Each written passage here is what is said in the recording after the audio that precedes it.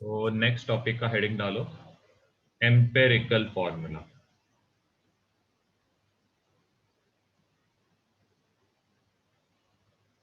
Slash molecular formula.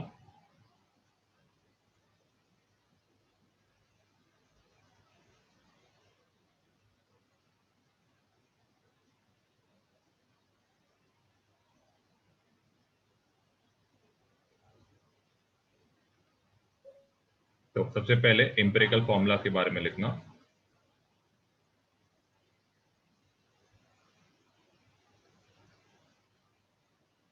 It represents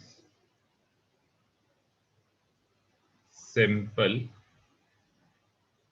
whole number ratio of various elements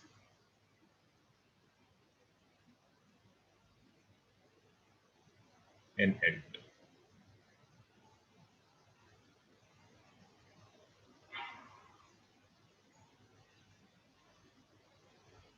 सबसे पहले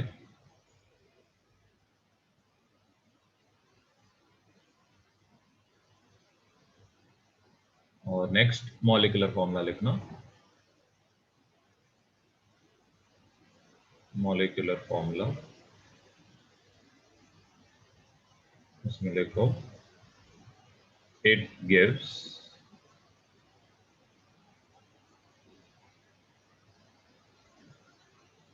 actual number of atoms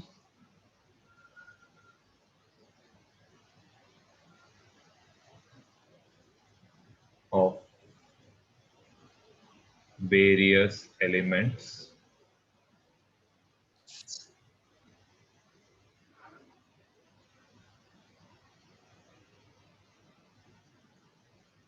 in one molecule of compound.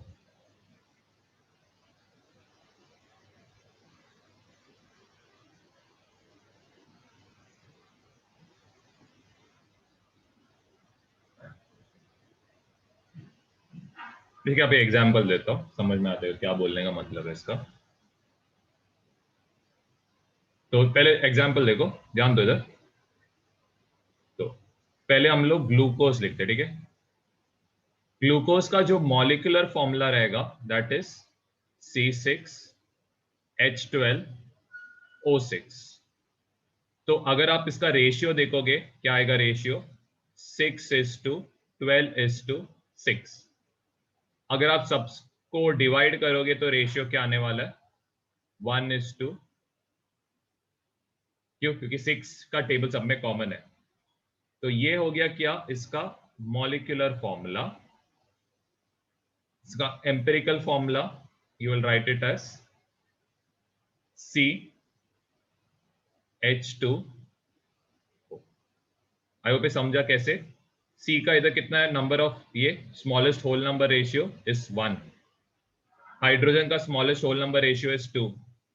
Oxygen का smallest whole number ratio is 1। तो इसका empirical formula you can write it this way.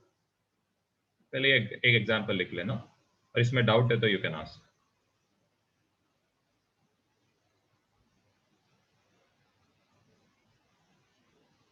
Camera चालू रखो, नहीं तो meeting के बाहर डालते रहूंगा।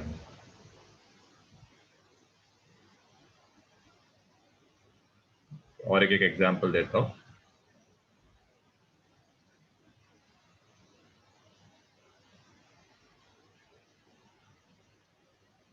फिर ये इसका रिलेशन लिखो।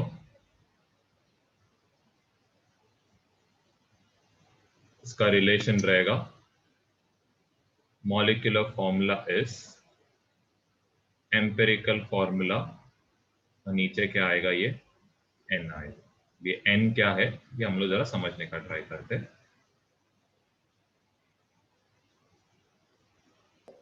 सर एन क्या है? बता, लिख लो, इधर तक लिख लो।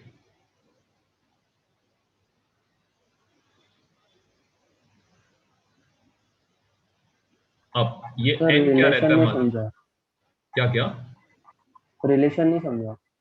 हाँ रुको रुको, रिलेशन ये अभी बता रहा हूँ, ध्यान दो, जस्ट फॉर्मूला आपको दिया ना, फॉर्मूला समझाने का काम उसके बाद बता रहा हूँ, ठीक है। तो n इक्वल टू क्या रहेगा यहाँ पे, molecular weight upon empirical weight. तो C6H12O6 का जरा पहले वेट निकालो, कितना आता है?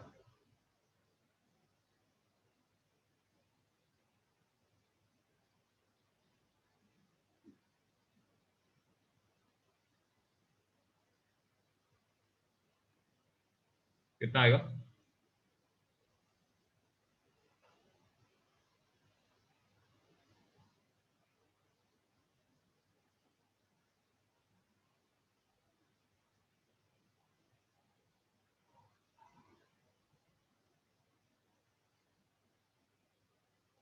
अरे कितना आया?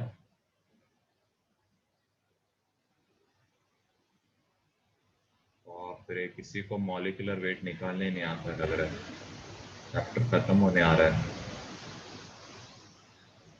12 इंटू 6 प्लस 12 प्लस 96, ये होता है 180। एम्पेरिकल वेट निकालते, एम्पेरिकल वेट आएगा 12 प्लस 2 प्लस 16, तो ये होएगा 30। तो ये आंसर कितना आ रहा है? 6। तो यहाँ पे जो n का वैल्यू रहेगा कितना रहेगा? 6। और आप चेक भी कर सकते हो, मॉलिक्यूलर फॉर्मूला इसका क्या है? C6H12O6। तो इसको हम कैसे लिख सकते हैं? एम्पेरिकल फॉर्मूला आप लिख लो और नीचे आप क्या लिखो, तो इसका मतलब क्या है, ये 6 कार्बन का मल्टीप्लाई हो तो C6 होएगा, 6 हाइड्रोजन का मल्टीप्लाई हो तो H12 होएगा, 6 ऑक्सीजन का मल्टीप्लाई होगा तो, अभी समझा दोस्तों? Yes sir. अमन अभी समझा n क्या है? हाँ दोस्त थोड़ा पेशेंस रखो। तो आपको क्या, रुको नोट अभी मत भरो, मैं बोलता हूँ नोट आपका क्या क्या भरना है। एक और एक पार्ट बचा है इसका, आप एक और एक एग्जाम्पल लेना, एक और एक एग्जाम्पल लो, H2SO4, ये तो इसका मॉलिक्यूलर फॉर्मूला हो गया। इसका जरा एम्पिरिकल फॉर्मूला निकालने का ट्राई करो, देखो कुछ कॉमन आ रहा है क्या?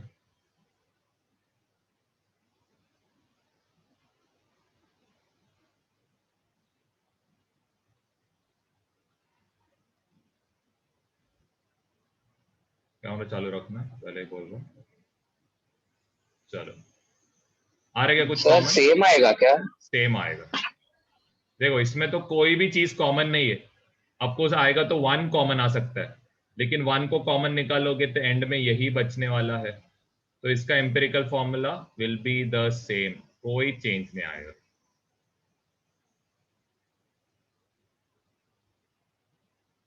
पिछले बार आप देख सकते थे 6, 12 और 6 में 6 का टेबल इज कॉमन, 6 का टेबल कॉमन है, तो आप क्या कर सकते हो, 6 को आप ऑटोमेटिकली बाहर निकाल सकते हो। तो अंदर क्या आएगा, 1:2:2, या नहीं कुछ कर सकते, you have to write it as it is, no options.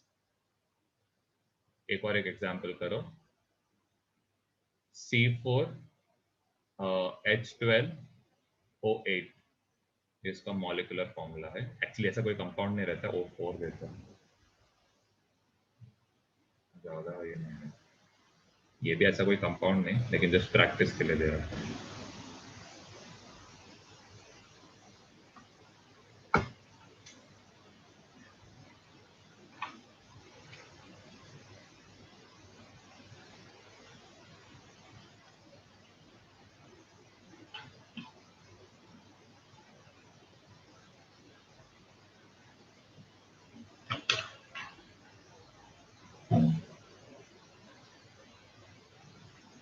ठीक है, क्या आएगा रेशियो, सब लोग बताओ क्या आएगा रेशियो? 1:3.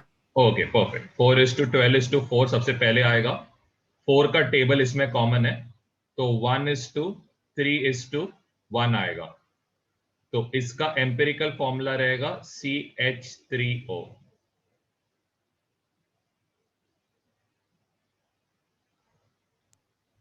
सर वो नीचे 4 नहीं रखने का, क्यों 4 रखने हैं बताओ। वो n तो रखने का रहता है कि n नहीं निकालने का रहता है? हाँ, अभी एम्पिरिकल फॉर्मूला निकाला ना, थोड़ी हमने n निकाले इधर, आपने से एम्पिरिकल फॉर्मूला निकाला। अब आप n कैलकुलेट करो, क्या रहेगा, n इक्वल टू रहता है मॉलिक्यूलर वेट अपॉन रहेगा क्या, हाँ एम्पिरिकल वेट।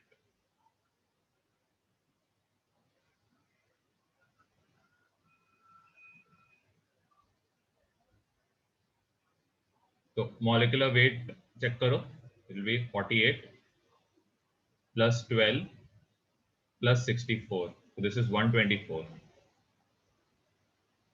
एम्पिरिकल वेट आएगा 12 plus 3 plus 16, so this is equal to 31। so n कितना आ रहा है, अगर आपको रिलेशन लिखना है तो रिलेशन क्या आएगा, C4H12O4 इक्वल टू क्या आएगा, CH3O। यहाँ पे क्या आएगा, तो एज सिंपल एज दिस, कुछ ज्यादा डिफिकल्ट नहीं है। अगर आपको ये इतना बेसिक समझा रहेगा तो it is more than sufficient, लेकिन सम सॉल्व करने को आना चाहिए। तो ये नोट लिखना। हाँ बोलो। सर CH3O कैसे आया? अरे देखो ना, यहाँ पे कार्बन का रेशियो कितना 1 है ना, तो यहाँ पे मैंने क्या लिखा, 1 लिखा। इन शॉर्ट लिखते नहीं 1 को, हम लोग कभी लिखते नहीं, तो C लिखते सिर्फ। हाइड्रोजन कितना हो गया, हाइड्रोजन 3 हो गया ना, तो इसके लिए हाइड्रोजन के नीचे 3 लिखा। ऑक्सीजन कितना हो गया, 1 हो गया ना, तो सिर्फ O लिखा ना मैंने। Simplest whole number ratio, simplest ratio लिखना है एम्पिरिकल फॉर्म। चलो तो अभी है ना, नेक्स्ट इसमें ना स्टेप्स लिखना। तो सबसे पहले स्टेप्स लिखो। सबसे फर्स्ट स्टेप है divide given masses or mass percentage of various elements by the atomic mass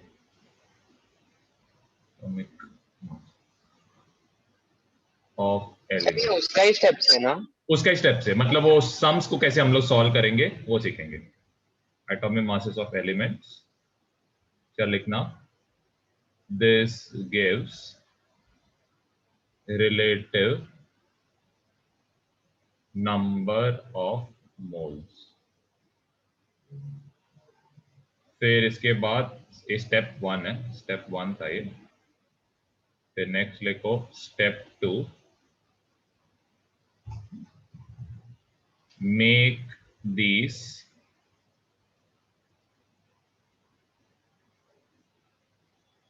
relative number of moles of various elements in simplest whole number ratio। और याद रखना डिटर्मिनेशन ऑफ एम्पिरिकल फॉर्मूला, ये एक important note है, बहुत important note है ये। Determination of empirical formula is done on the basis of percentage mass. ये ध्यान देना, अगर आपको परसेंटेज मोल दिया रहेगा तो मैंने आपको ऑलरेडी सिखाया कन्वर्जन करते कैसे करके। क्या बोला मैंने, देखो परसेंटेज मास रहेगा तो ही आप एम्पिरिकल फॉर्मूला का सम सॉल्व कर पाओगे। नहीं दिया है तो मैंने आपको कल कन्वर्जन कैसे करते वो आपको सिखाया था। Percentage mass is equal to percentage mole into mass of 1 mole upon M average, कल ही फॉर्मूला दिया, आप चेक भी कर सकते हो। तो ध्यान देना परसेंटेज मास में दिया रहना चाहिए। ओके, अब आप क्या करो, ये अपने वो शॉर्ट नोट्स में भरो ये सारे पार्ट, जल्दी फुल स्केप में भरना, 2 मिनट दे रहा हूं।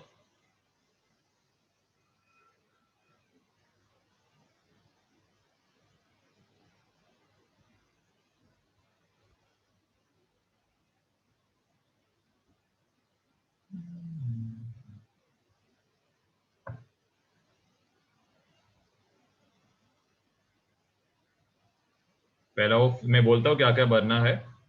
सबसे पहले ये रिलेशन भरना। कौन सा रिलेशन? पहले मॉलिक्यूलर सर एक फॉर्मूला मिनट, निकालो। वो स्टेप 2 के बाद एक सेकंड है, एक सेकंड बोलो, वो लिखा नहीं। एक सेकंड। पहले ये molecular formula equal to empirical formula bracket में एन, एन क्या है वो लिखो। फिर ये एक एग्जाम्पल भी चाहे तो लिख के रखो, आपके शॉर्ट नोट्स में लिख के रखना। एक ये एग्जाम्पल लिखो ग्लूकोज का, ये ग्लूकोज का एक एग्जाम्पल लिखना। ठीक है, आपको आपके ऑलरेडी मैं जरा लास्ट पेज पे जा रहा हूँ 7 के लिए, और फिर ये लास्ट पेज का ये स्टेप्स लिख देना, बस ये स्टेप्स लिखना बस। उसके बाद वापस रिपीट कर रहा हूं, पहले वो रिलेशन लिखो, एन का फॉर्मूला क्या है वो लिखो, एक सम जो दिया था ग्लूकोज का वो लिखो एग्जाम्पल के लिए, and right the steps down short notes में। 2 मिनट दे रहा हूं, नहीं हुआ तो भी आप बाद में भी लिख सकते हो, कोई इशू नहीं, लेकिन लिख के रखो। सर वो रिलेशन वाला कहाँ पे है स्क्रीन पे? फर्स्ट पेज पे।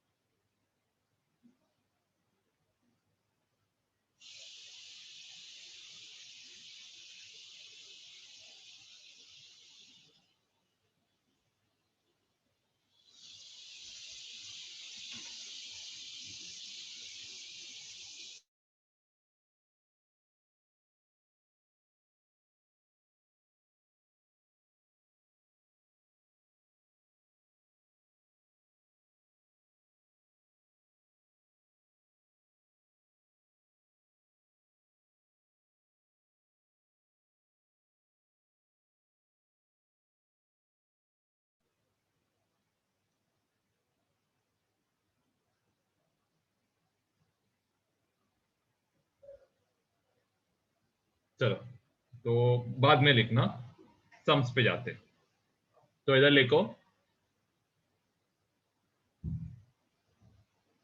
ऑर्गेनिक, एक ऑर्गेनिक कंपाउंड दिया है जिसका ना कार्बन, ऑक्सीजन और हाइड्रोजन का आपको परसेंटेज दिया है। कार्बन का परसेंटेज दिया है 60%, ऑक्सीजन का 32% दिया है, और हाइड्रोजन का 8% दिया है।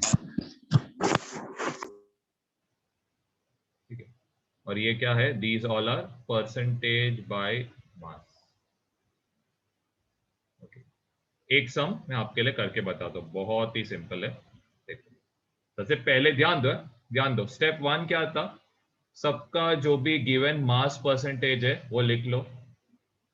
अभी देखो कैसे सोचने का मालूम है, कैसे टाइप के क्वेश्चन में, देखो ध्यान दो, अगर आपके पास एक ऑर्गेनिक कंपाउंड है जिसका क्या आपके पास 100 ग्राम्स है, क्या बोला मैंने, एक ऑर्गेनिक कंपाउंड जिसका आपके पास क्या है 100 ग्राम्स है, उसमें जो 60 ग्राम्स रहेगा वो क्या रहेगा, कार्बन का रहेगा, 32 ग्राम्स ऑक्सीजन रहेगा, 8 ग्राम्स हाइड्रोजन रहेगा। ठीक है, वापस समझा था आपको कैसे सोचना है। एक सोचो कि आपके पास एक 100 ग्राम्स का एक सब्सटेंस है, एक ऑर्गेनिक कंपाउंड जिसका 60 ग्राम्स कार्बन वजन करता है, 32 gram oxygen, 8 gram hydrogen. Clear है? तो आप क्या करोगे, इसका मोल निकालोगे, तो ये कितना आएगा, 60 दिया है, 32 दिया है, 8 दिया है। करना क्या था, डिवाइड बाय एटॉमिक मास करना था। तो कार्बन का एटॉमिक मास इज 12, ऑक्सीजन का एटॉमिक मास इज 16। ध्यान दो, है एटॉमिक मास बोल रहा हूं मैं, मॉलिक्यूलर मास नहीं। तो कंफ्यूज मत हो ना, ऑक्सीजन को 32 से करना है कि 16 से, एटॉमिक मास से डिवाइड करने बोला, वहां पे देखो मैंने मेंशन भी किया है। तो ऑक्सीजन का एक एटम का वजन है 16, हाइड्रोजन का 1 एटम का वजन है, तो इसका रेशियो क्या आएगा 5, इसका रेशियो आएगा 2, इसका रेशियो आएगा, तो इसका सिंपलेस्ट होल नंबर रेशियो क्या आया 5:2:1।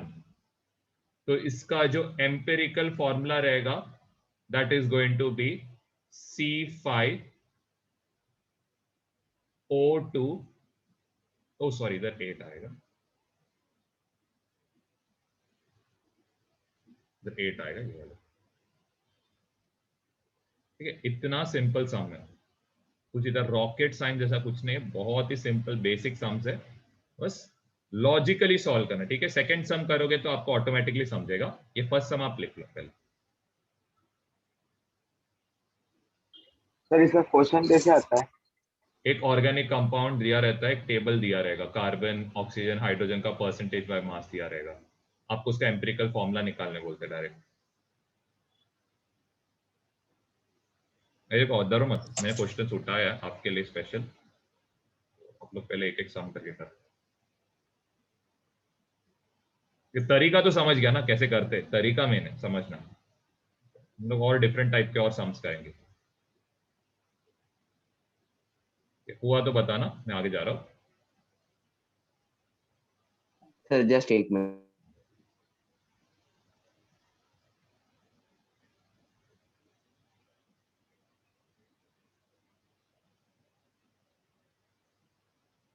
जो नेक्स्ट क्वेश्चन दिया है इसको दो पार्ट में डिवाइड किया है, तो पहले हम लोग फर्स्ट पार्ट को कैसे डिवाइड करते हैं, एक्चुअली एक ही क्वेश्चन है।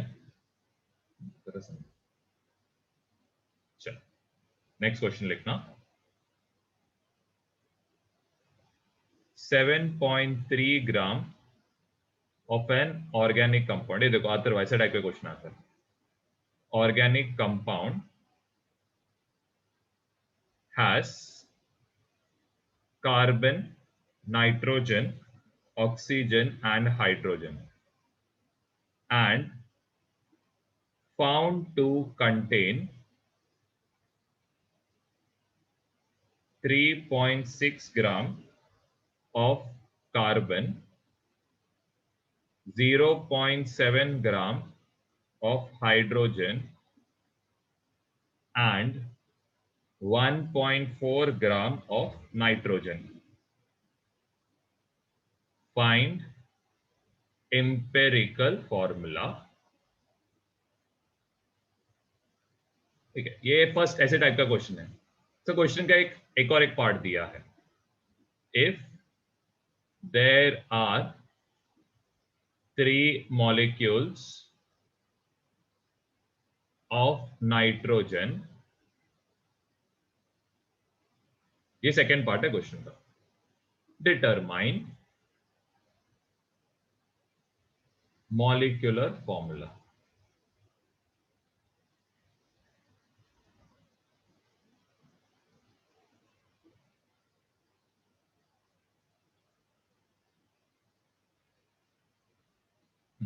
थोड़ा सोच के करो, इजी क्वेश्चन है, सोच के करो, क्या क्या दिया है पहले वो सोचो, वो सारे एलिमेंट्स को लिख लेना। आप लोग बताओ क्या क्या दिया है यहाँ पे एलिमेंट्स, सब लोग बताओ क्या क्या एलिमेंट्स दिया है। Sir carbon, carbon, nitrogen, oxygen, hydrogen. Hydrogen. Carbon का वजन दिया है 3.6 ग्राम में, नाइट्रोजन दिया है 1.4, हाइड्रोजन दिया है 0.7। अब सोचो ऑक्सीजन कैसे निकालोगे, बहुत ही सिंपल है, लॉजिकली सोचो स्टेटमेंट रीड करके। तीनों को ऐड करके 7.3 से 7.3 ग्राम से माइनस कर दें, बहुत ही सिंपल लॉजिक है। आप ही सोचो ना, एक ऑर्गेनिक कंपाउंड है जिसमें 3.6 ग्राम कार्बन है, 1.4 नाइट्रोजन, टोटल कितना हो गया 5, और 0.7 क्या हाइड्रोजन, मतलब 5.7, मतलब स्टिल कुछ तो बचा है ना, कुछ तो एक अमाउंट बचा है 10.3 में से, तो वो किसका बना हुआ रहेगा, ऑक्सीजन का। तो कितना आएगा, दिस विल बी 1. चलो डिवाइड करो इनके एटॉमिक वेट से, एटॉमिक वेट से डिवाइड करो।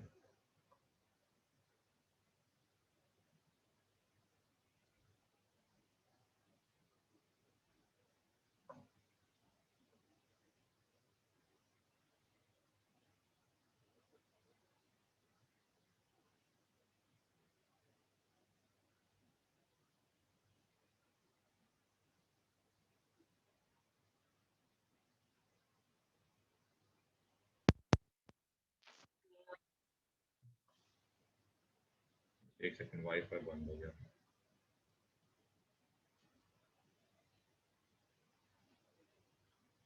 वाह शाबाश, पूरा चला गया। आप लोगों ने क्वेश्चन लिखा था ना, कार्बन, नाइट्रोजन, हाँ सर। ऑक्सीजन और हाइड्रोजन। तो carbon was given as 3.6, nitrogen 1.4, oxygen 0.7, तो ये कितना आएगा 1.6 आएगा। कार्बन को किससे डिवाइड करोगे? 12 नाइट्रोजन को 14 सोचो है 7 14 आएगा कि 7? सोचो, नाइट्रोजन का वजन देखो कितना है,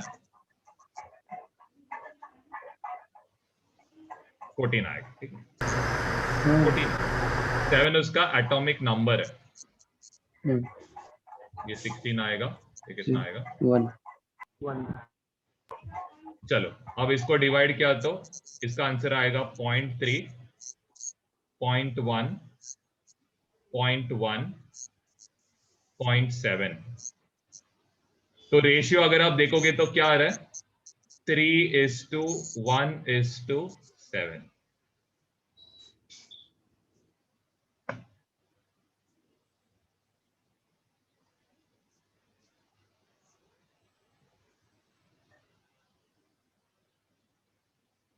चलो अब आप सोचो कि इसका मॉलिक्यूलर फॉर्मूला क्या रहेगा, एम्पिरिकल फॉर्मूला क्या रहेगा, बताओ क्या रहेगा? C3NOH7। NOH7। ओके, तो ये आ गया हमारा एम्पिरिकल फॉर्मूला। अब क्वेश्चन में रीड करो क्या बोला है, second part of the question, कि एक मॉलिक्यूल में कितना नाइट्रोजन रहना चाहिए? 3। क्या बोला? एक मॉलिक्यूल में कितना नाइट्रोजन रहना चाहिए? 3। लेकिन आप क्या नोटिस कर रहे हो, यहां पे नाइट्रोजन में कितना है? सिर्फ 1 है ना। तो इसका मतलब अगर आपको मॉलिक्यूलर फॉर्मूला चाहिए रहेगा तो ये क्वांटिटी को कितने से मल्टीप्लाई करोगे, बताओ? बहुत ही सिंपल है, 3 से। तो ये क्या आएगा, C9N3O3H20।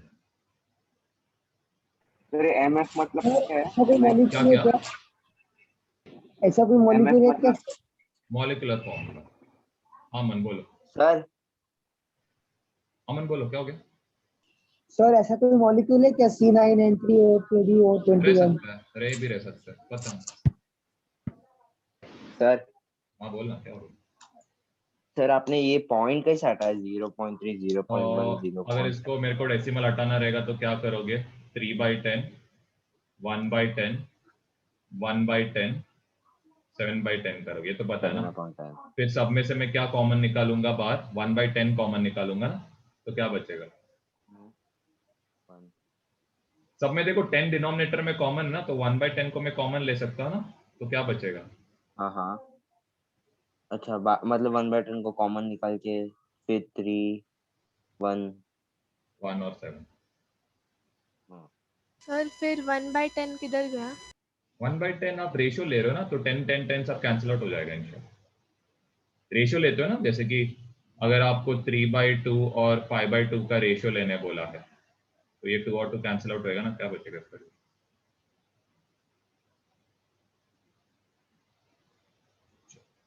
नेक्स्ट सम ले लो। नेक्स्ट सम थोड़ा इंटरेस्टिंग है, ये शायद आपको कुछ नया कुछ देगा। फर्स्ट क्वेश्चन है, hydrocarbon weighing 1.4 gram on complete combustion. तो combustion का बस थोड़ा सा पता रहना चाहिए, टेंशन मत लो, दिखाते हैं. On complete combustion gave two gases which on passing through dry copper sulfate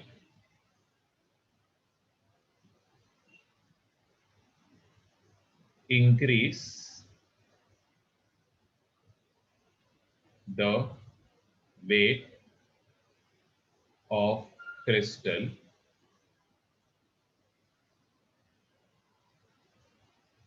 by 1.8 gram. The remaining gas was passed through KOH solution.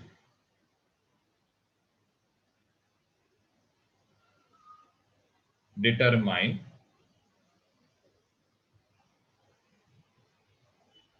the empirical formula and increment in mass of KOH solution.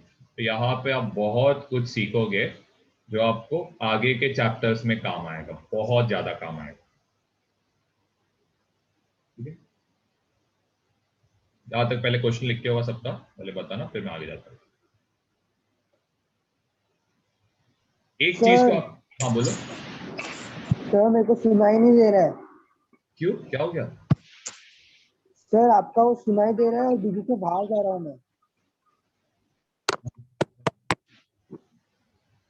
Sir बीच में ना record break हो रहा है मेरा, voice mic off, sorry video off रखने के बाद भी. हाँ चलेगा, बस आप माइक बंद करके रखो और कैमरा ऑन करो. ओके, अब जरा ध्यान दो है, सबसे पहले ध्यान दो है, ये बहुत इंपॉर्टेंट कंसेप्ट है, आपको पता रहना चाहिए. जब भी है ना कोई हाइड्रोकार्बन का बात चल रहा है, ठीक है, कोई भी हाइड्रोकार्बन रह सकता है, ध्यान देना. CXHY हाइड्रोकार्बन का मतलब क्या है कि इसमें कार्बन रहेगा और एक हाइड्रोजन रहेगा. कंबशन का मतलब क्या है? सबसे पहले आप सोचो, कोई चीज को जलने के लिए क्या लगता है? कोई भी चीज को जलने के लिए क्या लगेगा? मेन जो मतलब चीज है ऑक्सीजन. ठीक है, तो याद रखना हमेशा हमेशा क्या बोला है, जब भी कंबशन होता है तो क्या फॉर्म होता है? एक तो फॉर्म होएगा कार्बन डाइऑक्साइड और दूसरा फॉर्म होएगा वाटर. याद रखना, कार्बन ऑक्सीजन का रिएक्ट करके कार्बन डाइऑक्साइड फॉर्म करेगा, हाइड्रोजन ऑक्सीजन के साथ रिएक्ट करके वाटर फॉर्म करेगा. ये कार्बन डाइऑक्साइड कौन से स्टेट में रहेगा? गैस के स्टेट में. ये वाटर कौन से स्टेट में रहता है? लिक्विड के स्टेट में. यहाँ पे ये जो O2 है, ये O2 कौन से स्टेट में रहेगा? ये रहेगा गैसियस स्टेट में. This is all solids. Main ये चीज आपको पता रहना चाहिए कि कोई भी चीज का अभी आगे से कंबशन बोला, आपको यही रिएक्शन करना है कि कोई भी हाइड्रोकार्बन जब ये होता है कंबस्ट, कार्बन डाइऑक्साइड और वाटर फॉर्म. एक और एक नेक्स्ट कंसेप्ट है, अब ध्यान दो, ये थोड़ा इंपॉर्टेंट है, आपने ऑलरेडी ये पहले भी किया है. कॉपर सल्फेट, इसमें क्या रहता है? वाटर ऑफ क्रिस्टलाइजेशन रहता है. और ये कौन सा कलर है पता है आपको? पिछले साल किया था 10th में, कौन सा कलर दिखाता है? Blue vitriol. Very good, blue. इसको ब्लू विट्रियोल बोलते हैं, उसको ब्लू कलर रहता है. लेकिन आप जैसे ही इसको हीट करोगे, इसके अंदर का पूरा मॉइस्चर क्या होता है? निकल जाता है और ये क्या होता है, व्हाइट कलर एनहाइड्रस पाउडर बनता है। ठीक है, एनहाइड्रस मतलब इसका पूरा वाटर मॉलिक्यूल निकल गया। तो अब जरा समझने का ट्राई करो। CuSO4, ठीक है, ये एनहाइड्रस CuSO4 ये क्या करेगा, ये जो फॉर्म हुआ इधर CO2 और H2O, इसमें से क्या ऑब्जॉर्ब करेगा? आप सोचो क्या ऑब्जॉर्ब करेगा, CO2 की H2 ऑब्जॉर्ब करेगा? H2 H2 H2 ठीक है, H2 ऑब्जॉर्ब करके वो क्या करेगा, वापस वो ब्लू कलर बताएगा। समझा ये क्या बोला मैंने? CuSO4 क्या करेगा, वाटर मॉइस्चर ऑब्जॉर्ब करेगा और वापस कौन सा कलर बताएगा, ब्लू कलर बताता है। तो आई होप ये समझ में आ रहेगा कि कॉपर सल्फेट कौन सा गैस ऑब्जॉर्ब कर रहा है, मतलब लिक्विड ऑब्जॉर्ब कर रहा है, H2। तो आप बताओ मुझे, सर KOH वो सॉल्यूशन CO2 कौन सा गैस ऑब्जॉर्ब करेगा? KOH सॉल्यूशन कौन सा गैस ऑब्जॉर्ब करेगा? अगर एक ने H2O किया तो कौन सा गैस KOH ऑब्जॉर्ब करना चाहिए? CO2 CO2। KOH सॉल्यूशन क्या करेगा, CO2 ऑब्जॉर्ब करेगा। और हमेशा यही होता है, आप जब आगे के चैप्टर्स जब करोगे तो KOH सॉल्यूशन यूज किया जाता है CO2 को ऑब्जॉर्ब करने। ये बस चीजों का ध्यान देना, ये आप अभी सीख लो, आगे आगे बहुत बार रिपीट भी हो जाएगा, तभी आपको समझ में आएगा। हाँ सर ये मन, लास्ट वाला समझाओ ना। अरे बस देखो, पहले चीज CuSO4 सबसे पहले मॉइस्चर ऑब्जॉर्ब करता है, ये समझा। अभी कौन सा गैस अभी बचेगा कंबशन होने के बाद? ऑफकोर्स H2O ही बचने वाला है। तो ये CO2 बचेगा। CO2 कौन ऑब्जॉर्ब करेगा, KOH solution. The remaining gas was pass through KOH solution. तो रिमेनिंग गैस मतलब CO2 वाज पास, उसका मतलब CO2 कौन ऑब्जॉर्ब करेगा, KOH। आई होप ये थोड़ा लॉजिकल है, आपको लॉजिक मैंने बता दिया कि जो CuSO4 है उसमें वाटर ऑफ क्रिस्टलाइजेशन रहता है, ये आपको पता रहना चाहिए। ठीक है, अभी 10 से पास हुए तो ये आपको मालूम रहना चाहिए। एनहाइड्रस मतलब व्हाइट पाउडर है, इसका मतलब क्या है, उसमें पानी है ही नहीं। तो ऑफकोर्स वो क्या चाहेगा कि वो वापस ब्लू कलर में टर्न हो, इसीलिए वो क्या करेगा, कंबशन से H2O को ऑब्जॉर्ब करेगा। तो H2O चला गया, अब रिमेनिंग गैस कौन है, CO2। उसको कहां से पास किया, KOH सॉल्यूशन।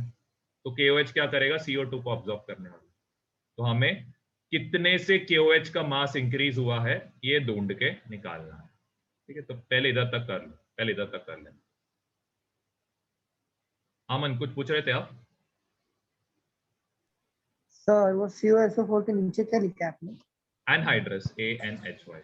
मीटिंग एंड हुआ, सेम लिंक पे क्लिक करना। प्रीतेश लिखने का काम करो।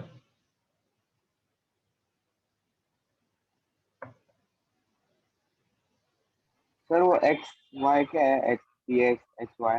आप पहले कैमरा ऑन करो। सर कैमरा ऑन ही है मेरा। अच्छा ऑन है क्या? क्या बोला आपने? P X X Y. वो ऐसे X और Y दिया मैंने।